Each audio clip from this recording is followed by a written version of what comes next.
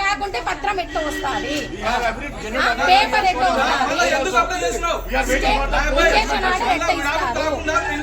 కోర్టులో ఎట్లా sir accept చేస్తారు, సార్ ఎట్లా యాక్సెప్ట్ చేస్తారు. మొన్న పోలీస్ స్టేషన్ వెళ్ళినాం చూడండి ఎలా గొడవ చేశారు పోలీస్ టీడీపీ అంట సార్ ఎవరు అలీ అంట టీడీపీ అంట టీడీపీ పార్టీ అంట పార్టీ అంటున్నారు పనులు చేస్తున్నారు టీడీపీ పార్టీ అంటారు పనులు చేస్తున్నారు.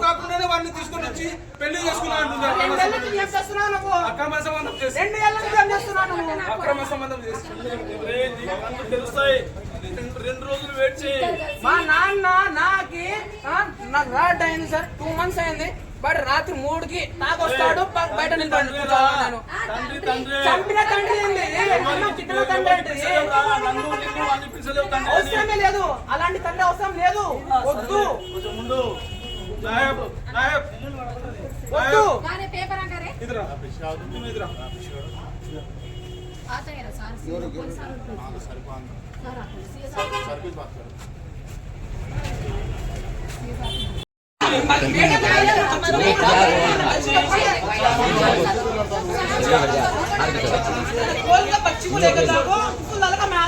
Don't cover the media.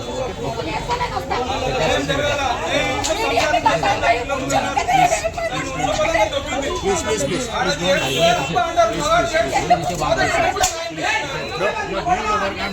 Don't cover the media people. Okay? That did it. Sir మేము తాళం వేసుకొని వస్తాము. 2 बरस के पहले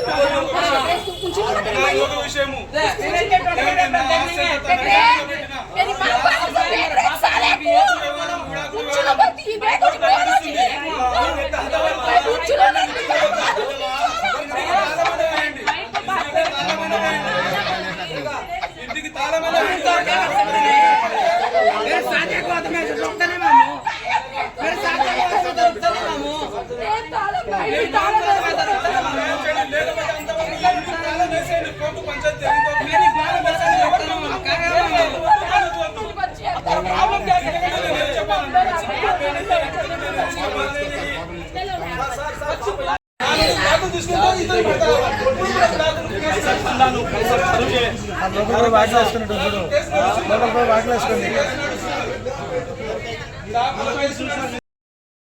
రెండు 2002లో ఇదే ఇండ్లు పైన మా మంచాన మా పిన్ని మా అమ్మ వాళ్ళు 4 అక్క చెల్లెలు ఈ ఆస్తి తాలూకా ఆమె ఈ ఇంటి పైన ఉంటే 2002లో మా పిన్ని అంటే వీళ్ళమ్మ నా భార్య వాళ్ళ అమ్మ నా కాళ్ళు పట్టుకొని వాస్తవం చెప్తున్న అబద్ధం చెప్పడానికి నాకు అవసరం కూడా లేదు.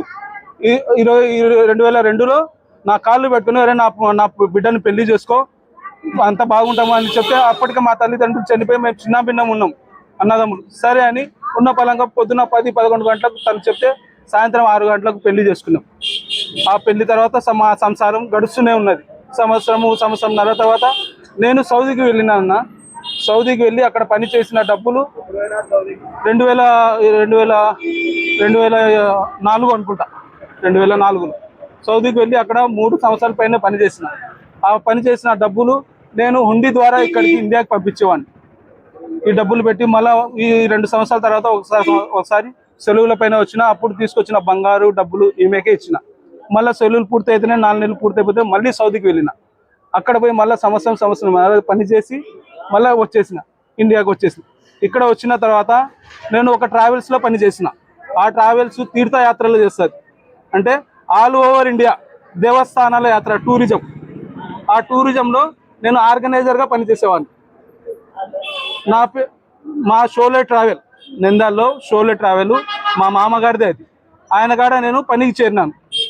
పని చేరిన తర్వాత ఒక బస్సులో 45 నుండి 50 మంది పడతారు. ఈ 50 మందికి తీసుకొని పోయి 10 రోజుల టూర్ ఉంటుంది, 15 రోజుల టూర్ ఉంటుంది, వారం రోజుల టూర్ ఉంటుంది. ఈ ఆర్గనైజింగ్ గా వాళ్ళకు ఎక్కడ ఏ దేవస్థానాలు ఆ దేవస్థానం స్టోరీ చెప్పి వాళ్ళకు చూపించుకొని వచ్చేవాడిని. ఆ వచ్చిన ఆదాయం కూడా నేను ఈమెకే పెట్టినా. ఇట్లా మా సంసారము 2023 వరకు సాగింది.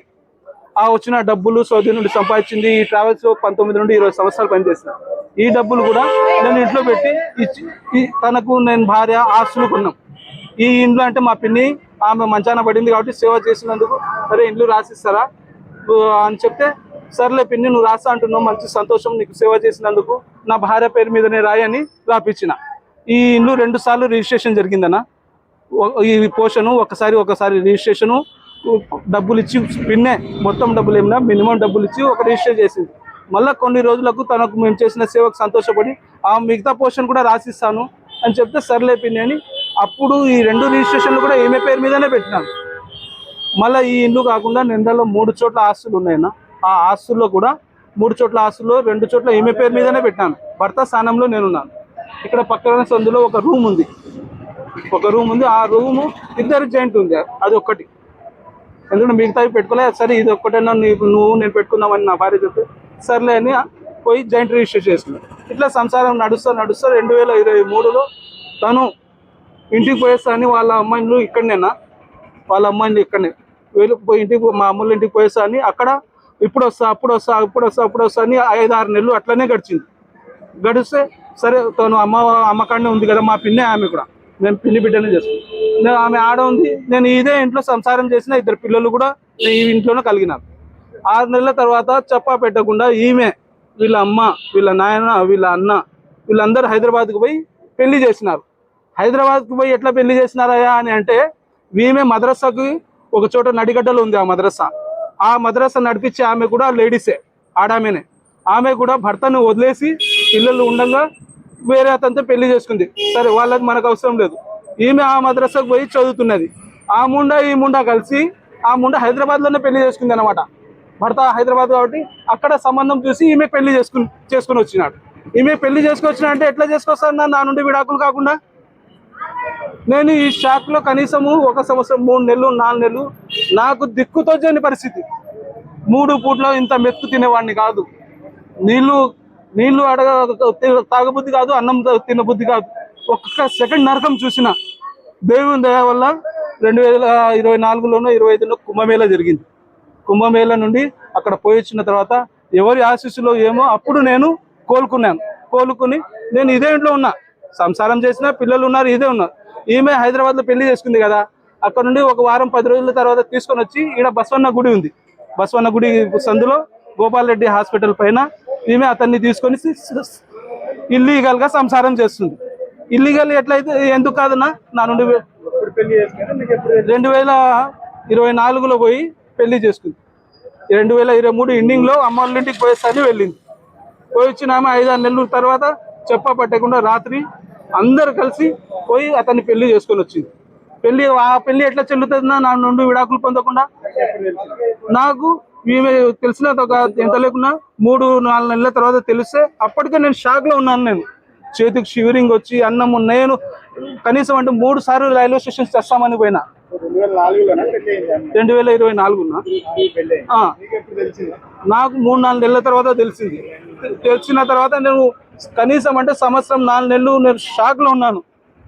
ఆ షాక్ నుండి నేను తర్వాత జరిగింది పోయి అడిగిన, ఏమో నువ్వు చేసింది తప్పు పని సమీరా, వచ్చే పిల్లలు ఉన్నారు, ఇది మంచి పద్ధతి కాదు, రేపు పొద్దున వాళ్ళు పెళ్లి చేసేటప్పుడు తప్పు అర్థాలు వస్తాయని చెప్తే నేను పెళ్లి చేసుకున్నప్పుడు నాకు నీ నుండి విడాకులు అయిపోయినాయి అంటుంది. విడాకులు ఎట్లా అయిపోయినాయన్నా?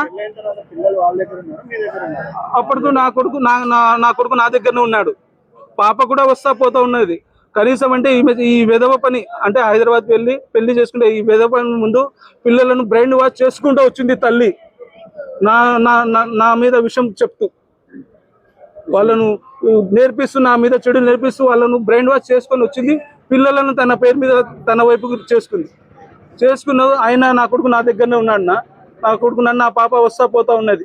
ఇంకా చెప్తా అందరూ కట్టుకొని మొన్న 20 తారీఖు ఏప్రిల్ నెలలో 20 తారీఖు 40 మందిని వేసుకొని వచ్చి అన్నం వండే మనిషిని 40 మంది జిఎం గౌస్ అంట అతని ద్వారా 40 మందిని ఎస్టీ క్యాండిడేట్లను వేసుకొని వచ్చి నాకు అన్నం గిన్నె ఎసురు పోసుకుని ఇట్లా పొయ్యి మీద పెడితే వెనక నుండి వచ్చి నా కన్న కొడుకు గుండెలపైన ఇట్లా పట్టుకున్నాడు.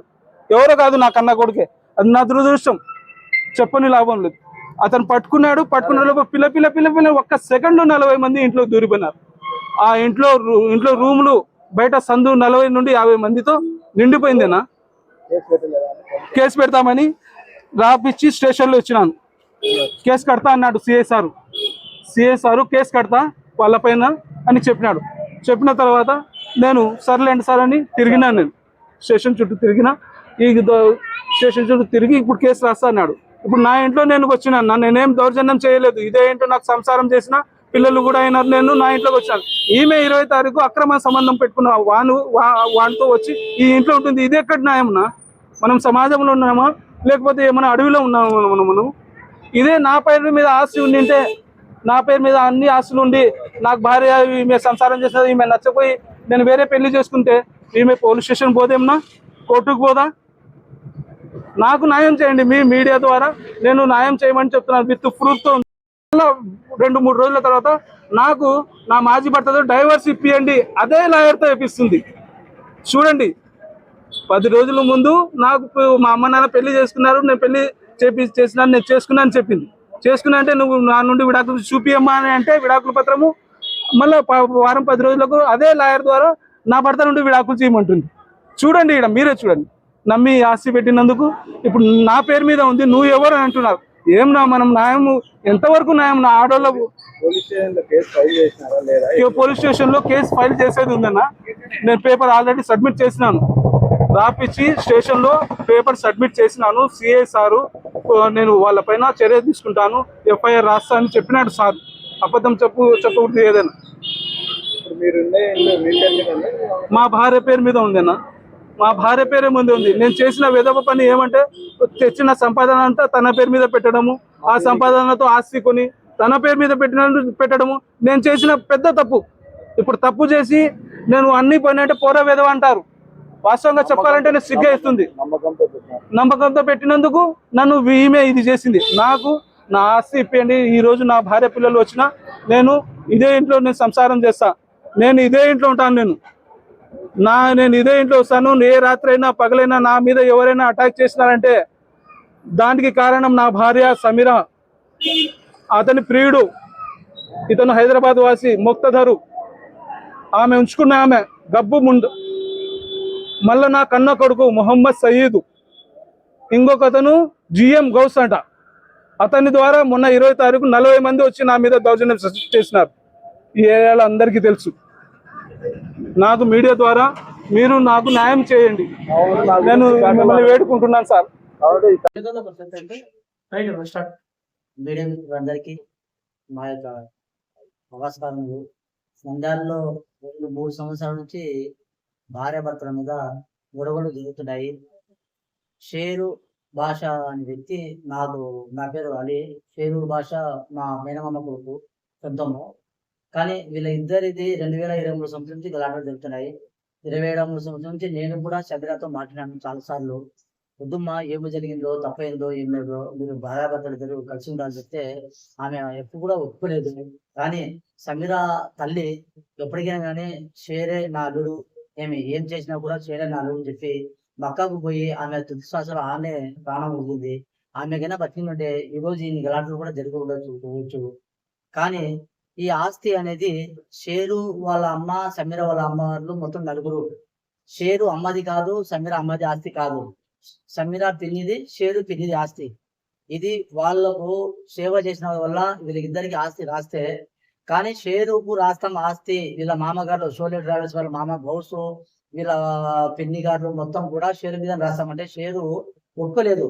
నేను ట్రావెల్స్ లకు ఎక్కువగా ప్రయాణం చేస్తా, ఏమైనా జరిగితే నాకు హాని జరుగుతుంది, నా భార్య పిల్లలకు ఉండాలని చెప్పి ఆ నమ్మకంతో ఈ రోజు ఆస్తులన్నీ కూడగొట్టుకుని షేరు అలా సమీర పేరు మీద రిజిస్టర్ చేయించినాడు. ఒక్క ఆస్తి కూడా ఈయన పేరు మీద లేదు. కానీ ఈయనకి ఏమంటే ఒక ఆస్తి గవర్నమెంట్ లోనే ఒక షాపు ఇద్దరు జాయింట్ మీద పెట్టుకున్నారు.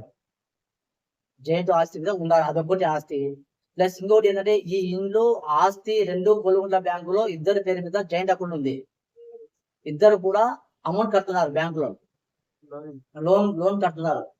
ప్లస్ వీళ్ళకు గొడవ కారణము ఈమె ఒకసారి హైదరాబాద్ లో తలాక్ తీసుకున్నాను అంటుంది, ఒకసారి కర్నూలులో తీసుకున్నాను అంటుంది తలాకు. ఏది కూడా మాకు క్లారిటీ లేదు. అసలు షేర్ ఉన్న వ్యక్తి నంద్యాల ఖాజీ దగ్గర సమీరా ఎన్నో సార్లు సంవత్సరాలు తిరిగినా కూడా నంద్యాల ఖాజీ గారు ఈమెకు అస్సలు తలాకు ఇవ్వలేదు. కానీ వీళ్ళు డబ్బులకు ఆశపడి డబ్బులు చూపించి వేరే వ్యక్తులు అంటే కర్నూలుకు సంబంధించిన ఖాజీ ఎవరో ఆయనకైతే ఆయన పేరు మీద కూడా మేము కేసులు అయితే వేస్తాం ఖచ్చితంగా. భర్త బతుకుండగానే ఏమి మోసపూరితంగా లోపపూరితంగా ఈ ఫత్వా జారీ చేయడం అనేది మోసం. భర్త బతికినప్పుడు ఫోన్ చేయాలా, ఖాజీ అనేవాడు ఏమే నీ భార్య పొలా తీసుకోమని వచ్చింది నా దగ్గరికి, నువ్వు బతుకున్నావా చచ్చిపోయినావా, ఏం ప్రూఫ్ ఇచ్చింది ఆమె, బతికిపోయిన ప్రూఫ్ ఇచ్చిందా, ఏమైనా ప్రూఫ్లు ఇచ్చినా అవి కూడా మాకు సబ్మిట్ చేయాలని మేము అధికారులు కోరుతున్నాము. ప్లస్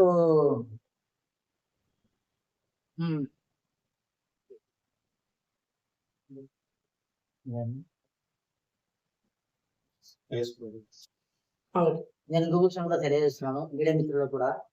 ఆమె లోకల్గా నంద్యాలలోనే 2002లో సంవత్సరంలో పెళ్లి జరిగింది.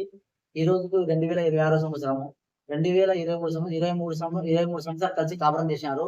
కులా తీసుకోవాలనుకుంటే లోకల్ ఖాజీ అయినా సంతానం దగ్గర ఖాజీ కులా దగ్గర తీసుకోవాలా. సరే నువ్వు కులా తీసుకుంటున్నావు కానీ బాగానే ఉంది, ఆ కులా పేపర్ తీసుకుంటా మా ఖాజీ దగ్గర పోయి అడుగుదాం, మీడియా మిత్రుల ముందర పెడదాం. ప్లస్ నువ్వే కోర్టులో కేసు వేసినావు, నాకు షేరు తరపు నుంచి విడాకులు కావాలని డైవర్స్ పిటిషన్ నువ్వే ఇస్తున్నావు కేసు. షేరు అనే వ్యక్తి ఏ కేసు వేయలేదు ఇంతవరకు కూడా. షేరు మీద నువ్వు ఎన్నోసార్లు అటాక్ చేసినావు. మాజీ ప్రియుడితో కలిసి కొడుకుతో కలిసి నీ మీద గుంటూరులో కేసు కూడా నడుస్తుంది. ఎన్నోసార్లు స్టేషన్ లో పంచాయతీ జరిగింది. మొన్న రీసెంట్ గా కూడా ఒక 10 రోజుల కిందట షేరు ఇంట్లో ఉంటే 26 సంవత్సరాల షేరు వచ్చి అదే ఇంట్లో ఉన్నాడు, అదే ఇంట్లో పిల్లలు పుట్టినారు, అదే ఇంట్లో సంసారం చేస్తున్నాడు. కొందరు పిలుచుకుని పోయి మూర్ఖత్వంగా ఆయన్ను ఏదో విధంగా రెచ్చగొట్టి మాట్లాడి చెప్పు దెబ్బలు పుట్టించి ఇల్లు నుంచి బయటికి లాగినావు. అది కూడా జరిగింది. అది కూడా స్టేషన్ లో కంప్లైంట్ ఇచ్చినాం. ఈ రోజు కూడా కేసు నడుస్తుంది. ఈ రోజు మానవత్వం చెప్పుకోలేక షేరు అనే వ్యక్తి నేను ఈ బతకడం ఎందుకు చావడం ఎందుకు అని చెప్పి నా ఇంటికి నేను పోతా, నా భార్య నా పిల్లలు నాకు కావాలని చెప్పి ఈ రోజు కూడా ఇంటికి పోయి వాళ్ళ భార్య పిల్లలను ఏడుకుంటున్నారు. నేను మీతో సంసారం చేస్తాను, మీతో కలిసి ఉంటానని చెప్పుకున్నా కూడా వినడం లేదు. ఈమె ప్రియుడు ముఖ్యది నువ్వు ఎవరు లంచకూడదు అని చెప్పి కూడా వీళ్ళు కొడతారు. ఈ విధంగా అటాక్ చేస్తారు. కానీ ఫ్యూచర్ లో కూడా షేరు అనే వ్యక్తి మీదకు ఎప్పుడైనా ప్రాణాన్ని ఉంది. దయచేసి పోలీసులు గాని మీడియా మిత్రులు గాని నంద్యాల సమాజంలో ఉన్న లీడర్స్ గాని పెద్దలు అందరూ కూడా సహకరించి ఆ షేరు భాష పంచాయతీ చేయాలని మేము కోరుకుంటున్నాం.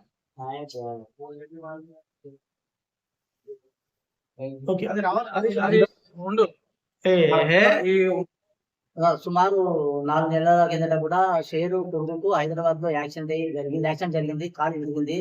కానీ ఆ యాక్సిడెంట్ వల్ల ప్రమాదవశాత్తు అన్ని హాస్పిటల్ గాని తిరగడం చేయడం. షేరు ఇంట్లోనే కొడుకు కూడా ఉన్నాడు. షేరు ఇంట్లోనే కొడుకు ఉండి ఆయనకు అన్ని సేవలు చేశాడు. అన్ని ఆయనకు తినిపేయడము, లేపేయడము, పాస్ వేయడము, అన్ని కడగడం చేశాడు. కానీ సమీరా అనే వ్యక్తి అక్రమ సంబంధం పెట్టుకొని మా బసవన్న గుడి దగ్గర వేరే ఇంట్లో సంసారం చేస్తూ కొడుకు భాగవతం చేయలేదు. ఇది మీరే అని చుట్టుపక్కల వారిని విచారించండి. కొడుకు యాక్షన్ జరిగితే ఏడున్నాడు ఆ కొడుకు? ఏమే ఇప్పుడు వచ్చి నా ఇండ్లు నా కొడుకు అంటున్నది. కానీ కొడుకును మంచిగా చేసుకొని కొడుకును మంచి సెల్ ఫోన్ గురించి కొడుకును బుల్లెట్ బండి ఇప్పించి కొడుకు తల్లితో మాట్లాడాలని చెప్పి అవన్నీ ప్రేమించి చేసిన తర్వాత కొడుకు కూడా తల్లితో దగ్గర ఉండి కూడా ఇప్పుడు తల్లి వైపు మాట్లాడుతున్నాడు. కానీ ఇంత అన్యాయం జరుగుతుందని చెప్పి షేర్ ఉన్న వ్యక్తి ఆయన సొంత ఊరు వేలుపునూరు గ్రామము, ఆయన తరపు నుంచి మొత్తం బంధువులకు తెలుసుకొని ఏడ్చి నేను చచ్చిపోతా, మీరందరూ న్యాయం చేయండి, నాకు పంచాయతీ చేయండి చెప్తే మేమందరం వచ్చింది. ఈ రోజు మీడియా మిత్రులు కూడా చెప్తున్నాం, పోలీసులకు కూడా చెప్తున్నాం, సార్ దయచేసి ఆ షేరు ఉన్న భాషకు ప్రాణాన్ని ఉంది, దయచేసి మాకు రక్షించండి సార్ అని న్యాయంగా కోరుతున్నాం.